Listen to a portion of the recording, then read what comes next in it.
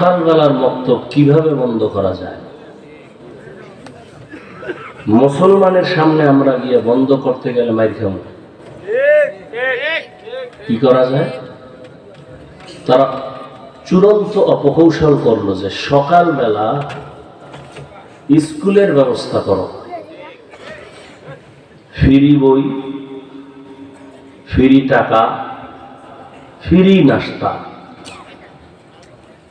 বাঙালিদের টাকা দিয়ে কিনা যায়, টাকার পাগল বানায় না। এখন মুয়াজ্জিন ভোর রাতে ফজরে আজান দিতে যখন উঠে,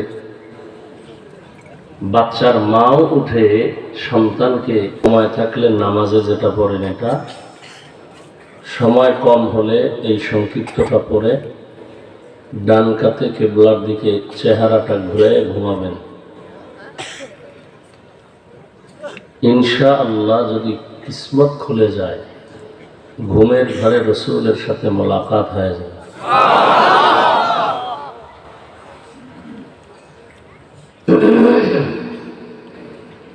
ওলামায়ে হযরত আলোচনা রেখেছেন অত্যন্ত গুরুত্বপূর্ণ কোরআন সুন্নাহ ভিত্তিক দিক নির্দেশনামূলক।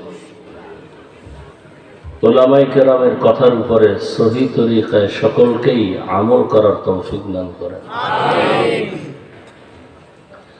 উলামায়ে কেরামের ইজ্জতকে আল্লাহ বেশি বেশি বাড়ায় দেন।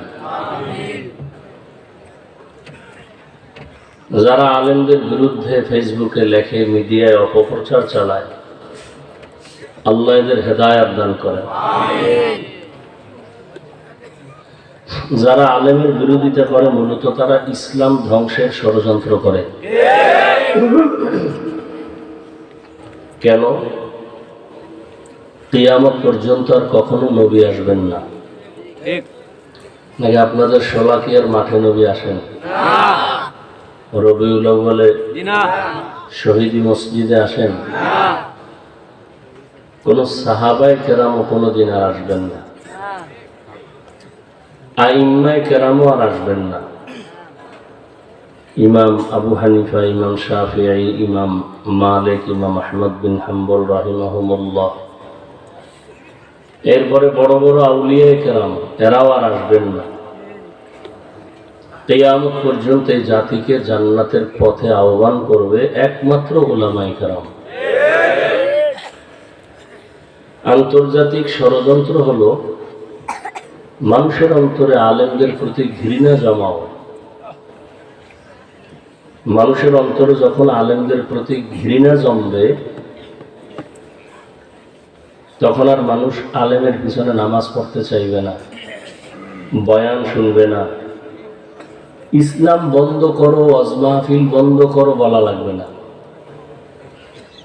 অটোমেটিক ইসলাম ওয়াজ মাহফিল বন্ধ হয়ে যাবে।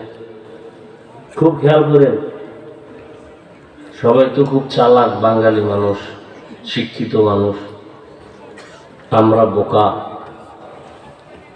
কিন্তু বোকাদের কথাও শুনেন, মানা না মানা আপনার ব্যাপার, খুব খেয়াল করেন।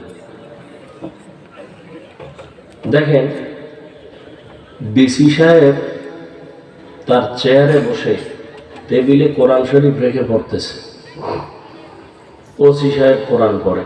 কেউ ভাই, আপনি কোরআন শিখলেন কি ডিসি হওয়ার পরে কোর্স করছেন? কোরআন শিখার বলে না তো আপনার কলেজ লাইফে না, আপনি কোরআন পাইলেন কোথায়? বলি যে আমার মা বাবা সকালবেলার মক্তবে পাঠাইছিল, মক্তবে গিয়া কোরআন শিখছি। এখন কিন্তু মক্তব নাই। বাংলাদেশে কেউ বলে নাই মক্তব বন্ধ করো, কেউ বলে নাই, অটোমেটিক বন্ধ হয়ে গেছে। কেন? আন্তর্জাতিক ষড়যন্ত্র যে এই স্কুলে পাঠাবার জন্য। তো সকালবেলা যখন সন্তানগুলো স্কুলে যায়, কি কুয়াশা, ঠান্ডা, এভাবে যায়, আর বক্তব্যের কোনো খবর নেই। দেখছেন, মক্তব বন্ধ করো বলা লাগে নাই, ওদের অপকৌশলে মক্তব অটো কি হয়ে গেছে।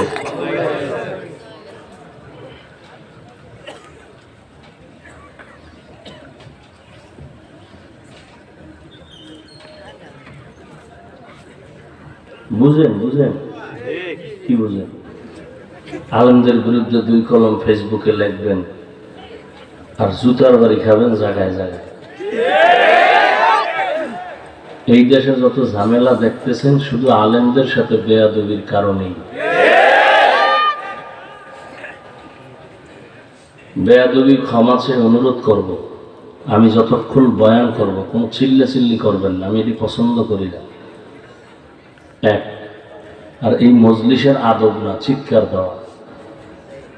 চিৎকার দেওয়ার মজলিস আলাদা। বাতিলের বিরুদ্ধে, নাস্তিকের বিরুদ্ধে, জালেমের বিরুদ্ধে যখন আলেমরা ডাকবে তখন ময়দানে গিয়ে চিৎকার দিবেন, নাস্তিকদের ঘুম হারাম হয়ে যাবে। এখানে চিল্লাচিল্লি না, এখানে কথা বলবো, খুব বুঝবেন, বুঝার মতো কিছু কথা। এখানে চিল্লাইলে বুঝবেন না। স্বাভাবিক কোনো আওয়াজ প্রয়োজন হলে স্বাভাবিক আওয়াজ দিবেন, ভদ্রতার সাথে, আদবের সাথে।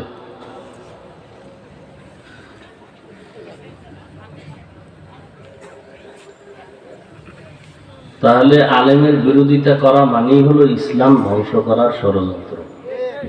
তাহলে যারা আলেমের বিরুদ্ধে ফেসবুকে লেখে বা বলে তারা আলেমের দুশ্মন, অন্তরায় তারা ইসলামেরই দুশ্মন।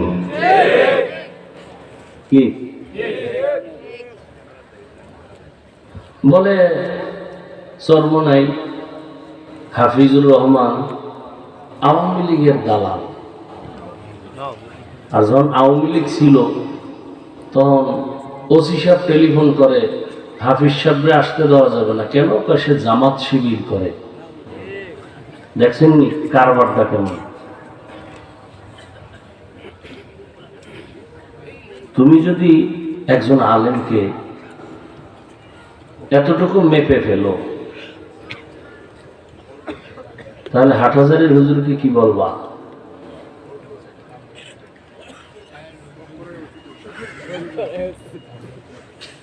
আমাদের বেফাকের যারা দায়িত্বে আছেন, বড় বড় উলামায়ে কেরাম, আওয়ামী লীগের মন্ত্রী মহোদয় যারা এদের সাথে বসছে, মিটিং করছে, শুকরানা মাহফিল হয়েছে, কওমি মাদ্রাসার সনদ পাইয়া, একটা কথা মনে রাখতে হবে, উলামায়ে কেরাম যেখানে যাবেন তার রং যদি ঠিক রেখে যায় বুঝতে হবে ইসলামের স্বার্থে গেছেন। আলেম যদি বিএনপির কাছে যায় কোনো কারণে, তারা ডাকে, উলামায়ে কেরাম ইসলামের স্বার্থ ছাড়া যাবেন না। তুমি বিএনপির দালাল বলবা? তোমাকে এই অধিকার কে দিয়েছে? তুমি এই বেয়াদবি কার থেকে শিখছো? তোমার কপালে কার অভিশাপ লাগছে আলেমের বিরুদ্ধে বলা? তুমি মা বাবার অভিশপ্ত সন্তান ছাড়া ভালো সন্তান নয়, এটাই প্রমাণ। মা বাবার অভিশপ্ত সন্তানরাই আলেমের বিরুদ্ধে কথা বলতে পারে, এছাড়া কেউ পারে না। ওর উপরে অল টাইম মা বাবার অভিশাপ। কখন চাকার তলে মাথা ঢুকে যাবে অনুভব হবে না। তোমার দাড়ি নেই, টুপি নেই, নামাজ নেই, তুমি আলেমের ভুল ধরো, এই বেয়াদবির সাহস তোমাকে কে দিয়েছে? আলেমকে শুধরানোর জন্য আর নাই দেশে কেউ? তুমি কে? আউযুবিল্লাহ পারো না, বিসমিল্লাহ পারো না? তোমার কপাল পুরো। তুমি কেন খামাখাই গুনাহগুলো কেন করো? তোমার কপাল পুরো যাইতেছে, তোমার খবর নেই। আলেমের তো কোনো ক্ষতি হইতেছে না। কি হয়েছে? আলেম আগেও যেমন বাদশা ছিল, এখনো বাদশা। চেয়ারম্যানের চেয়ারের মেয়াদ শেষ, আর হুজুরদের চেয়ারের কোনো মেয়াদই নেই। শেষ কিসের? টাকা দিয়ে সম্মান কিনে নেই। তোমরা টাকা দিয়ে সম্মান কিনো, একবার ফুলের মালা, ফাইনালে জুতার মালা। আর ওলামায়ে কেরাম টাকা দিয়ে কিনে না, আল্লাহ দেয় সম্মান, এজন্য তারা এখনো বাদশাহ, কিয়ামতেও বাদশাহ।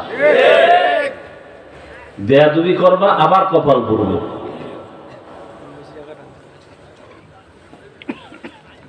আল্লাহ হেদায়েত দান করুন। ইমাম সাহেব নামাজে দাঁড়ায়, ভুল হইতে পারে না? ভুল হইলে নিয়ম কি?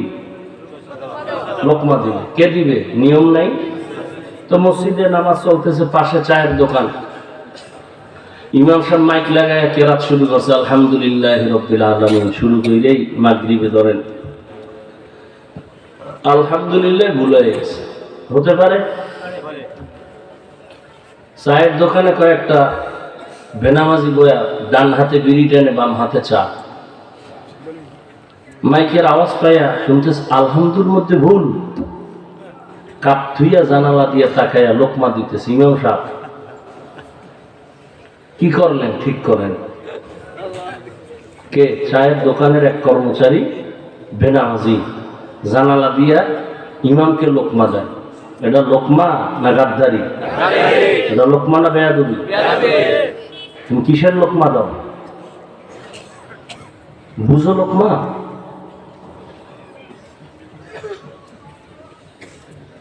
ভুল করার এখতিয়ার আছে সবার, ভুল ধরার অধিকার বা এখতিয়ার নাই সবার। সবাই ভুল করবে, সবার ভুল ধরার অধিকার নেই। বড়দের ভুল বড়রা ধরে শোধরায় দিবে, আলেমের ভুল আলেম ধরে শোধরায় দিবে। তুমি কে?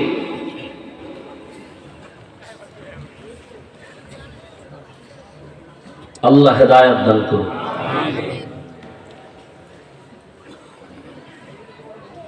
যারা শয়তানে ধরে কাম থুইয়া কাম করে।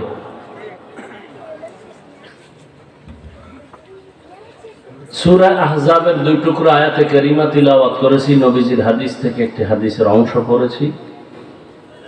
সংক্ষিপ্ত সময় আয়াত ও হাদিসের আলোকে ইখলাস ও রুহানিয়াতের সমন্বয়, সহি তরিকায়, সহি নিয়তে, সহি কিছু কথা আমাকে বলার মতো, আপনাদেরকে শুনবার মতো দয়াময় আল্লাহ তৌফিক দান করেন। ইয়া আইয়ুহাল্লাযীনা আমানুত্তাকুল্লাহ, হে দুনিয়ার মুমিন তোমরা আল্লাহকে ভয় করো, তাকওয়া অর্জন করো। আকুলু কওলান সাদীদা, জবানকে কন্ট্রোল করো তথা যা বলো সত্য সঠিক শালীন ভাষায় বলো। লাভ, ইউসলিহ লাকুম আ'মালাকুম, 1 নাম্বার লাভ, তোমার জীবনের সব আমল কবুল হয়ে যাবে। দ্বিতীয় লাভ, ওয়ায়াগফির লাকুম যুনুবাকুম, তোমার জিন্দেগীর সব গুনাহ মাফ হয়ে যাবে।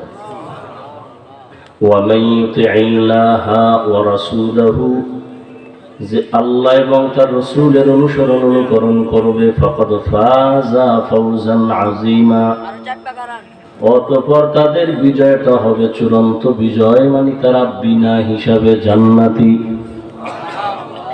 রহমতের নবী বলেন, মাইয়াজমান লিমা বাইনা লাহইয়াইহি ওয়া মা বাইনা রিজলাইহি আজমান লাহুল জান্নাহ। হে উম্মত, যদি তোমরা 2 জিনিস হেফাজতের জিম্মাদারি নাও, আমি নবী তোমাকে জান্নাতে নেওয়ার জিম্মা নিব। কয় জিনিস? 1 নাম্বার হলো জবান হেফাজত করো, দ্বিতীয় লজ্জাস্থান হেফাজত করো। এই দুটো যদি হেফাজত করতে পারো, আমি রাসূল তোমাকে জান্নাতে নেওয়ার জিম্মা নিলাম। আয়াত আর হাদিসের মূল আলোচ্য বিষয় জবান কন্ট্রোল করার বিষয়। জবানকে হেফাজত করো। আল্লাহ এখানে হাত হেফাজত করো বলেন নাই, চোখ হেফাজত করো বলেন নাই, কান হেফাজত করো বলেন নাই। আল্লাহ বলছেন জবানকে হেফাজত করো। কারণ 1 নম্বর কারণ হলো জবান এটা বড় বড় আল্লাহর দেয়া নিয়ামত।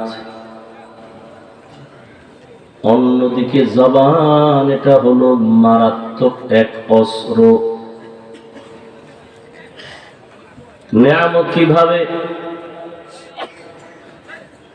এই যে আমি মাউথ সামনে নিয়ে কথা বলি, আমার কথা মেশিন টেনে হর্ন দিয়ে কথাগুলো বের করে দেয়। মেশিনটা চলতেছে দীর্ঘ টাইম, একটা লিমিটেশন দেওয়া আছে। ফ্যানের বাতাস দিয়ে ঠান্ডা করো, দীর্ঘ টাইম যদি মেশিন চলতেই থাকে হঠাৎ করে গরম হয়, আগুন লেগে যাবে। ও বান্দা একটু চিন্তা কর, জিহ্বা নামের মেশিনটা যে আমি তোরে বানায় দিলাম, দুনিয়াতে আসার থেকে 30, 40, 50, 70 বছর পর্যন্ত জিহ্বা নাড়াইয়া কত হাজার লাখ কোটি কথা সাপ্লাই দিয়েছ। বল, এই মেশিন কে ঠান্ডা করেছে? এই মেশিন কে বানাইছে? তার তেল পেট্রোল অকটেন কে দিয়েছে? মোবাইলে কথা বলতেছ, দীর্ঘ টাইম কথা বলতে না বলতে হঠাৎ মোবাইলের কথা কেটে গেল, বন্ধ হয়ে গেল। মোবাইলের স্ক্রিনে তাকায় দেখো, কারণ কি? নেটওয়ার্কের সমস্যা। কয় না, নেটওয়ার্ক ঠিক আছে। টাকা নাই, ব্যালেন্স চেক করে দেখলাম টাকাও আছে, তাহলে কথা বন্ধ হয়ে গেল কেন? নজর করে ভালো করে দেখে ব্যাটারি চার্জ মুক্ত হয়ে গেছে, চার্জ নাই। টাকাও আছে, নেটওয়ার্কও আছে, কি নাই? দ্রুত গতিতে মোট ব্যাটারি চার্জ দাও, পাওয়ার হাউসের সাথে লাইন লাগায় ফুল চার্জ দিয়ে তুমি আনলিমিটেড কথা বলো, কোনোভাবেই তোমার আর কথা বন্ধ হবে না। জিহ্বা নামের মেশিনটা দিয়া যে এত হাজার হাজার লাখ কোটি কথা বলছো, বলো বান্দা, তোমার এই জিহ্বা নামের মেশিনের ব্যাটারির চার্জ কয়দিন দিছো? একটা সেকেন্ডের জন্য তোমার মেশিন কখনো ডিস্টার্ব করে নাই। জবানের কথার দ্বারা তোমার আমার গাল ব্যথা করে, ঠোঁট ব্যথা করে, কপাল ব্যথা করে, কখনো জিহ্বা নামের মেশিন ব্যথা করে না। কি শুকর আদায় করেছো? আল্লাহর আদালত থেকে পালানোর কোনো উপায় নাই। এক প্লেট খানা তুমি সামনে নিয়েছো খাওয়ার জন্য, খানাটা তুমি চোখ দিয়ে তদন্ত করলা, হাত দিয়ে করলা, পিওর খানা, ভেজাল নেই, এখন লোকমা দেওয়া যায় সিদ্ধান্ত নিয়েছো। তুমি একটা লোকমা খানা হাতের মধ্যে নিয়ে যখন মুখের মধ্যে দিয়ে দিছো, জিহ্বায় বলে খবরদার এই খানার লোকমা ভেতরে নিও না, ভেতরে ভেজাল আছে। কি ভেজাল? বলে তোমার এই খানার লোকমার মধ্যে একটা চিকন চুল আছে, চুল। হাতের মেশিনও ফেল, চোখ তোমাকে ধরায় দিতে পারে না, জিহ্বার রাডারে ধরা পড়ে গেছে। এই লোকমা ভেতরে গেলে পেটে ডিস্টার্ব হবে। এমন সুন্দর এক নিয়ামত তোমার জবান, এই জবান আমাকে পরিচয় দেয় আমি একজন মানুষ। না হয় হাত, পা, চোখ, কান, নাক সব তো পশুর মধ্যে আছে, গরুর মধ্যে আছে, কিন্তু আমাকে আলাদা করছে আমার হাত, পা না, আমাকে আলাদা করে দিয়েছে আমার জবানের আওয়াজ। জবান আমাকে পরিচয় করায় দিল আমি মানুষ।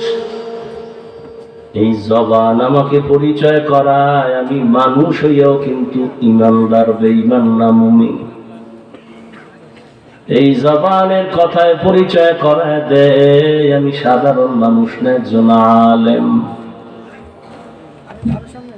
জবানের কথায় আমাকে পরিচয় করায়, এই মোবাইল নিয়ে না, কেমন বাপ আর কেমন মা, এই বাচ্চাগুলোকে ধ্বংস করতেছে মা বাবা। যেদিন ঘাড়ে পাড়া দিয়ে সন্তান আদায় করবে কিছু, তখন কান বের করব, সন্তান হক আদায় করে না। তুমি কি হক আদায় করেছো? ওমরে ফারুকের সামনে এক বাবা দাঁড়ায় গেল, চিল্লাইতে নিষেধ করছে, আমি আস্তে উঠে চলে যাব। ওমরে ফারুকের সামনে বাবায় বিচার দিল, সন্তান আমার হক আদায় করে না। ওমর তো তরবারি রেডি, বেইনসাফি কথাই শুনতে পারে না। পৃথিবীর শ্রেষ্ঠ রাজনৈতিক নেতা দেশ পরিচালনা করায় দেখা গেছে ইনসাফ কিভাবে করতে হয়। দিনের বেলা বিচার করে, রাতের বেলা এলাকায় ঘুরে কি হালাত। হঠাৎ করে দেখে পাহাড়ের পাশে একজন, আবার ওই বাদাম। চিন্তা করেন,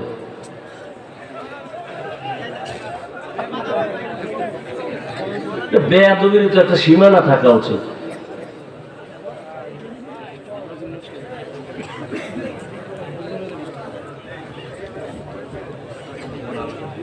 হেদায়েত হবে কি বলে? কমিটি 30 বছর ধরে বয়ান করায়, কমিটির লোক যদি নামাজ না পড়ে কিসের হেদায়েত হবে? বাহাদুরি করে, আমরা 13 বছর মাহফিল করাই, তো তুমি হেদায়েত হও না? বহু মানুষ হয়েছে, আমার দরকার কি? কি হচ্ছে এগুলো? এখানে ওয়াজের প্যান্ডেল, পাশে আবার জাহান্নামের বাজার, মার্কেট, বেলুনের দোকান। বেলুন কিনছে ওয়াজে আইয়া। বউ কয় কি পাইছো? ভাই মোনাজাতে বেলুন কবুল হয়ে গেছে। কি পরিমাণ নির্লজ্জতা চলছে কোরআনের এই মাহফিলের বরকতে। কি হচ্ছে এগুলো? আল্লাহ কানে ধরে বেহেশতের বাগানে নিয়ে আসে, বসে বসে মোবাইলটা উঠায় কবিরা গুনাহ করতেছে। কোনো মানি হইল? সরকারের কোনো প্রয়োজন ছাড়া, মদিনার অনুমতি ছাড়া, ভিন্ন কোনো কারণে ছবি উঠানো হারাম, 1000 কোটি বার হারাম। কেন আপনি মোবাইল হাতে নিছেন? কি এখানে মোবাইলের কাম কি? কি ফায়দা কি আপনার বলেন? কি লাভ? বসছেন বেহেশতের বাগানে, করতেছেন কবিরা গুনাহ, এই কপাল লই আসেন এখানে। 24টা ঘন্টা মোবাইল নিয়ে মরেন, এরপরও আপনার জাল মিটে না। সারাটা রাত দরজা জানালা বন্ধ করে মোবাইল নিয়ে কবিরা গুনাহ, কবিরা গুনাহ, কবিরা গুনাহ করে সারা রাত কাটান। ছেলে মেয়ের হক আদায় করেন না, স্ত্রীর হক আদায় করেন না। আল্লাহ বেহেশতের বাগানে নিয়ে আসে, এখানেও আপনার হেদায়েত হবে না। পাগল হয়ে গেছেন মোবাইল নিয়ে।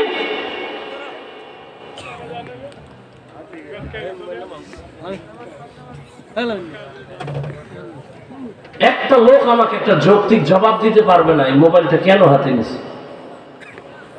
বলবে এমনি। আর দুই একটা যদি চালাক থাকে সে বলবে আপনার ভালোবাসায় রেকর্ড করতে বলছি। তোমার সে চালাক আমি কম। তুমি 200 হাত দূরে বসে মোবাইল ধরছো না, ছবি ভালো আসবে না রেকর্ড ভালো হবে? বরং তোমার কাজটা মিডিয়াওয়ালারা নিখুঁত ভাবে রেকর্ড করতেছে, তুমি এখান থেকে সকালবেলা ডাউনলোড করে নিলে হয় না? এতটুকু বুদ্ধি না থাকলে তুমি কচু গাছ খুঁজো না কেন? তুমি মরো না কেন? তুমি বেঁচে থেকে লাভ কি?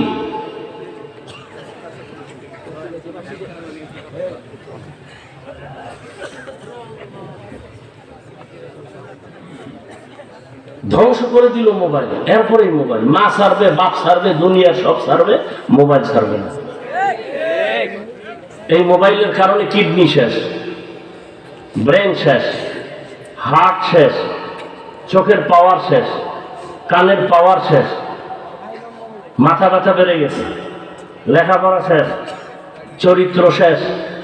এই মোবাইলের কারণে মায়ের সাথে কি পরিমাণ বেয়াদবি করছো যুবক, বাবার সাথে কি পরিমাণ বেয়াদবি করেছো। এই একটা মোবাইলকে কেন্দ্র করে মা বাবার কি পরিমাণ টাকা চুরি করেছো। এই একটা মোবাইলকে কেন্দ্র করে আলেমের সাথে বেয়াদবি, শিক্ষকের সাথে বেয়াদবি। এই একটা মোবাইলকে কেন্দ্র করে বুকে হাত দিয়ে একটা লোক আল্লাহকে সাক্ষী রেখে বলতে পারবে না যে আমার চরিত্র ঠিক আছে। স্বামী আর স্ত্রীর মাঝখানে দেওয়াল এই মোবাইল, সন্তান মা বাবার মাঝখানে প্রাচীর, ঝগড়া মোবাইল, মসজিদে যাব মোবাইল, রিংটোনের কারণে নামাজের খেয়াল নষ্ট হয়ে যায়। জীবনে করলা কি? অভিশপ্ত কপাল নিয়ে দুনিয়াতে জন্ম নিয়েছ।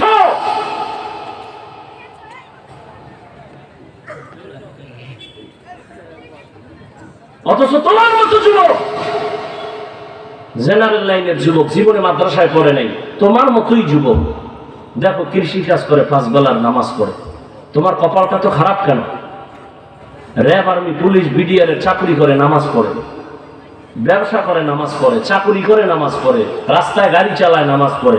জেনারেল লাইনের যুবক, ঢাকা কলেজে যাও, জাহাঙ্গীরনগরে যাও, বহু ছাত্র কলেজের, পাগড়িওয়ালা, দাড়িওয়ালা, কিও ভাই তুমি মাদ্রাসার খতিব, মসজিদের খতিব? বলে না। এই হালাত কেন? বলে ওলামায়ে কেরামের নেক নজর লেগেছে। কি হয়েছ তুমি? মা বাবা বরদোয়া তোমার উপরে, শিক্ষকের বরদোয়া তোমার উপর, আলেমের বরদোয়া তোমার উপর। তুমি জীবনটা কি বরদোয়া দিয়েই মরে যাবা? চেহারার মধ্যে কোনো নূর নাই, সারা রাত কবিরা গুনাহ করতে করতে চেহারা নষ্ট করে ফেলেছে। তোমার দিকে তাকাইলে মায়া লাগবে না কেন? তোমার চেহারা নষ্ট কেন? 40 বছর পর্যন্ত চেহারায় কোনো মেডিসিন দিবা না। আল্লাহ এমন ভাবে বানাইছেন যে দুনিয়ার সব শরীরের অংশ নষ্ট হলেও চেহারা নষ্ট হবে না, কোনো মেডিসিনের দরকার নেই। 20-25 বছরে চেহারা নষ্ট কেন তোমার? দরওয়াজা জানালা আটকায় কি করো কেউ জানে না, আল্লাহ জানে না। কয়দিন আর গাদ্দারি করবা আল্লাহর সাথে? আর কত রাত গুনাহ করলে তোমার মনের আশা মিটবে, তারপরে তওবা করবা? আর কত মাইয়ার চরিত্র নষ্ট করলে তোমার মনের আশা মিটবে, তারপরে তওবা করবা? আর কত শতবার পার্কে পার্কে আড্ডা দিলে তোমার মনের ঝাল মিটবে, তারপরে তওবা করবা? এত রাত গুনাহ করছো, স্বাদ মিটে নাই? কত মাইয়ার চরিত্রের উপরে হামলা করেছো, এখনো স্বাদ মিটে নাই? মা বাবা নাকচুল কেটে দিয়েছো, তোর চরিত্রের কারণে মা বাবা মুখ দেখাতে পারে না সমাজে। অভিশপ্ত সন্তান, কবে তওবা করবা তুমি? আর কবে তওবা করবা? করোনায় কত যুবক চলে গেল, ছাত্র জনতার বৈষম্য বিরোধী আন্দোলনে কত তাজা যুবক চলে গেল। তুমি কালকে এভাবে সুস্থ থাকবা, কি গ্যারান্টি আছে? অসুস্থ মানুষ সবাই বলে মরে যাবে, তার সামনে সুস্থ মানুষটা মরে গেল, অসুস্থ লোকটা লাঠি নিয়ে এখনো চলতেছে। কিসের বাহাদুরি করবো?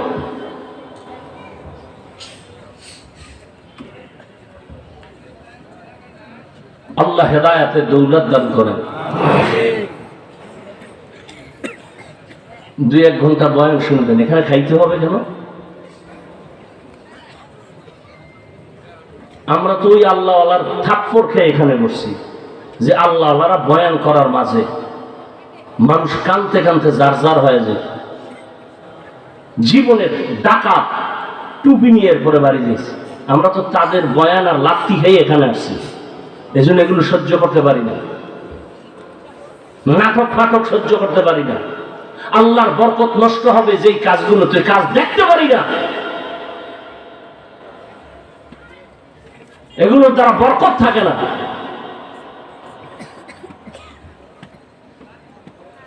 ওয়াজ উপলক্ষে মার্কেট হবে কেন? আবার সেই মার্কেটে বেলুনের দোকান কেন, খেলনার দোকান কেন? কোরআনের বাজার উপলক্ষে সেই মার্কেটে আবার কেন বেপর্দা নারী ঢুকবে? সেই কবিরা গুনার দায় ভার কারা নিবে? বলার দায়িত্ব আমার, মানার দায়িত্ব আপনার, কিন্তু জাতির কপাল খারাপ, বক্তা বাদ দিবে, আকাম বাদ দিবে না। বলবে এতগুলো হুজুর ওয়াজ করলো, কারো গায়ে লাগলো না, উনি একজন বুজুর্গ, বলে বাদ দাও এই হুজুর, নতুন হুজুর আন, এই হুজুর বাদ দাও, আকাম বাদ দেওয়া যাবে না।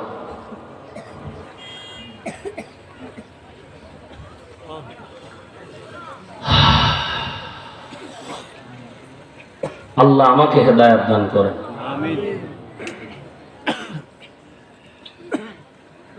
তো জিহ্বার বয়ান করতেছিলাম, বড় নেয়ামত। জিহ্বা নিয়ে 2 কথা, একটা হলো নেয়ামত, অন্যদিকে জিহ্বা মারাত্মক একটা অস্ত্র।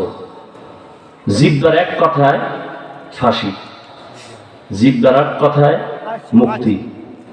ভেজাল সব জিহ্বায় লাগাইতেছে, মারাত্মক এক অস্ত্র, ব্লেডের মতো ধার, ডানে মারে কাটে, বামে মারে কেটে যায়, ব্লেডের মতো চারপাশে ধার। এইরকম মারাত্মক অস্ত্র, হাত না, পা না, কিচ্ছু না। হাদিস শরীফে রাসূল বলেন প্রতিদিন সকালবেলা হাত, চোখ, কান, পা, জিহ্বা থেকে পান আছে, আল্লাহ কোন পেঁচ লাগায় আর পিঠাটাই হাতের উপরে পড়ে। জিহ্বায় পেঁচ লাগাইব, থাপ্পড় লাগবে আমার কানে, পান আছে আল্লাহ জিহ্বার অত্যাচার থেকে আমাকে মাফ করো। ঠিকই তো, পেঁচ তো জিহ্বায় লাগাই দিছে কথা বইলে। একই জিহ্বা এমন এক অস্ত্র, এই জিহ্বাটা নাড়ায়া কোন একটা বিধর্মী যদি সে বলে লা ইলাহা ইল্লাল্লাহ, সাথে সাথে ঈমান হয়ে গেছে। একই জিহ্বার আওয়াজে মুমিন হয়ে গেল। আবার এই জিহ্বা নাড়াইয়া যদি বলে আমি আল্লাহ মানি, কোরআন মানি, হাদিস মানি, তবে ইসলামের রাজনীতি মানি না, বেঈমান হয়ে গেল। একই জিহ্বা দিল সব আউলিয়া। আমার দেশের মানুষ আই ওয়াশ করেছে এদের, বলে ধর্ম আর রাজনীতি দুইটা আলাদা। চিনি পানি মিললে যেমন এক, আলাদা হয় না। ধর্ম রাজনীতি দোনোটা এক, এর কোনো আলাদা কিছু না। রাসূল রাষ্ট্র চালাইছেন, সত্য কথা বলতে এত টেনশন কেন? আবু বকর দেশ চালাইছেন, ওমর চালাইছেন, ওসমান চালাইছেন, হযরত আলী চালাইছেন, সুলাইমান নবী তো গোটা দুনিয়া চালাইছেন, নাকি জানেন না? ইউসুফ নবী মিশরের অর্থমন্ত্রী ছিলেন। এ সমস্ত ঘটনা কোরআনে আছে। কেন বলেন কোরআনে রাজনীতি নাই? হ্যাঁ, আপনার চান্দাবাজি আর ধান্দাবাজি ইসলামে নেই। মানুষ জবাই করা, মানুষের বাড়ি ঘরে আগুন লাগায় দাও, এটা ইসলামে নেই। ইসলামে কি আছে? মালিক যেই প্লেটে খাবে, গোলাম একই প্লেটে খাবে। ইসলামের রাজনীতি কি? কর্মচারীর ঘাম পড়ার আগে বেতন দাও। আর ধান্দাবাজি আর চান্দাবাজির রাজনীতি কি? কাম কইরা ব্যবসায় যাবি, বেতনের জন্য রাস্তা আন্দোলন করবি, পুলিশের ফিডা খাবি, তারপরও বেতন দেওয়া হবে না। সব চান্দাবাজ ধান্দাবাজেরা জানে ইসলাম শান্তির মূল ঠিকানা, এরপরও মানে না। কেন? চুরি করতে পারবে না, দুর্নীতি করতে পারবে না। এই জন্য চান্দাবাজ আর ধান্দাবাজেরা ইসলাম মানে না, বলে ঠিক ইসলাম। এই যে বক্তব্য দিতে গেলেই বলবে ইসলাম শান্তির ধর্ম, বলে না? সবাই বলে, মানে না কেন? ধর্মের কথা বলে, ধর্ম মানে না, এদেরকে বলে ধর্ম ব্যবসায়ী। ধর্মের কথা বলে, ধর্ম মানে না, এরাই কি? ধর্মের ব্যবসায়ী। আল্লাহ হেদায়েত দান করুন। যেই লোকটা মনে প্রাণে যদি এই কথা বলেই ফেলে যে ইসলামে রাজনীতি নাই, তাহলে তার ঈমান চলে যাবে সাথে সাথে। কি বুঝাইলো তার কথার দ্বারা? যে ইসলাম সব দিক থেকে কমপ্লিট, রাষ্ট্রের ব্যাপারে কোরআন শরীফ দুর্বল।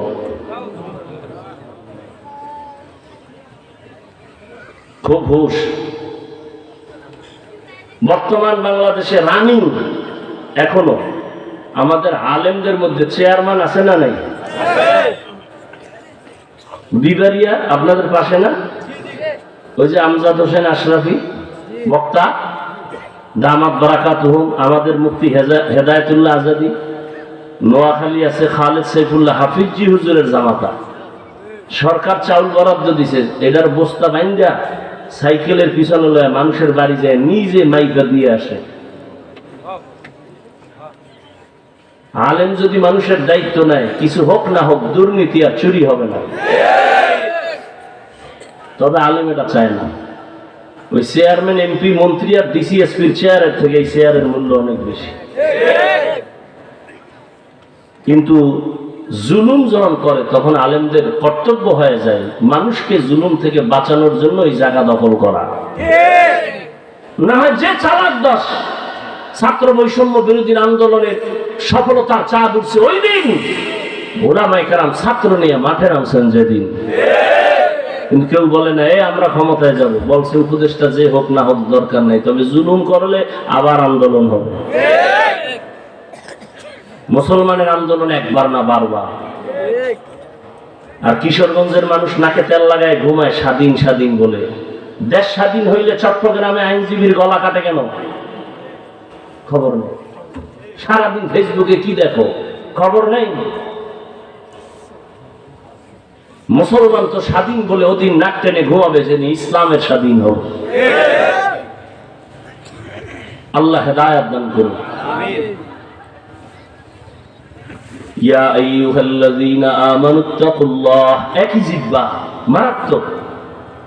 একটা অপরিচিত মাইয়ারে ধইরা এক যুবক ছেলে দুইজন সাক্ষীর সামনে বলে, তুই আমার বউ, রাজি আছুনি? কয় আমিও রাজি। সাক্ষী দুইজন কয় ঠিক আছে, বউ হয়ে গেছে। আবার এই জিহ্বা দিয়ে যদি আপন স্ত্রীকে যদি বলে তুমি তালাক, একই জিহ্বায় তোমারে বিদায় করে দিল। বিচারপতি বিচারের চেয়ারে বসে ফাঁসির আসামিকে যদি জিহ্বা নাড়ায় বলে তুমি মুক্ত, ফুলের মালা নিয়ে বাড়ি যাবে, টেনশন মুক্ত। আবার এই জিহ্বা নাড়াইয়া বিচারপতি নিরপরাধকে যদি বলে পুলিশ হ্যান্ডকাপ লাগায় দেও, নিরপরাধের হাতে হ্যান্ডকাপ লেগে যাবে, আসামির কাঠ গড়ায় যাবে। একই জিহ্বা ডানেও দৌড়ায়, বামেও দৌড়ায়। মানুষ বলে মুখের কথাই জয়, আবার মুখের কথাই ক্ষয়। এই জিহ্বা পরিচয় করায় দিল আমি মুমিন না মুসলমান না বেঈমান। এই জিহ্বা পরিচয় করায় দেয় আমি একজন ভালো মানুষ না খারাপ মানুষ। আমার জবান আমাকে পরিচয় করায় দেয় আমি আলেম নাকি একজন মূর্খ মানুষ।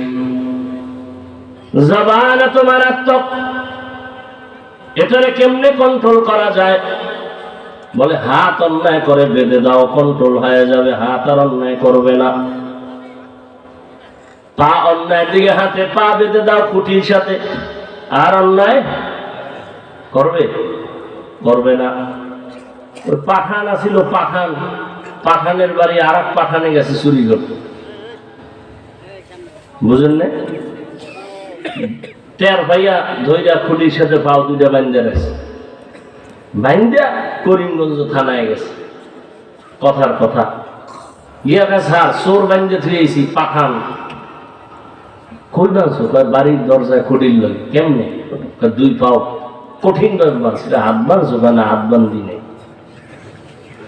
তুমি কি পাগল? চোরের পা বাইন্দা থুইছো, হাত বান্ধো না, ছুটে যাবে না? হাত দিয়ে খুইলা ও মাথায় হাত দিয়ে ঠিকই তো। কতক্ষণ ভাই বেটাই স্যার কোনো টেনশন নেই, ও পাঠান আমিও পাঠান, আমার মাথায় যেহেতু ঢুকে নাই ওর মাথায় ঢুকবে না। ও হিসাব হাদিয়ার লোভে হ্যাঁ হাজির গিয়ে দেখে সেই কুলের বলদ খুঁড়ির গোড়ায় বয়ে রয়েছে। ওইভাবে হাত দিয়ে আর বান খুলে নেয়।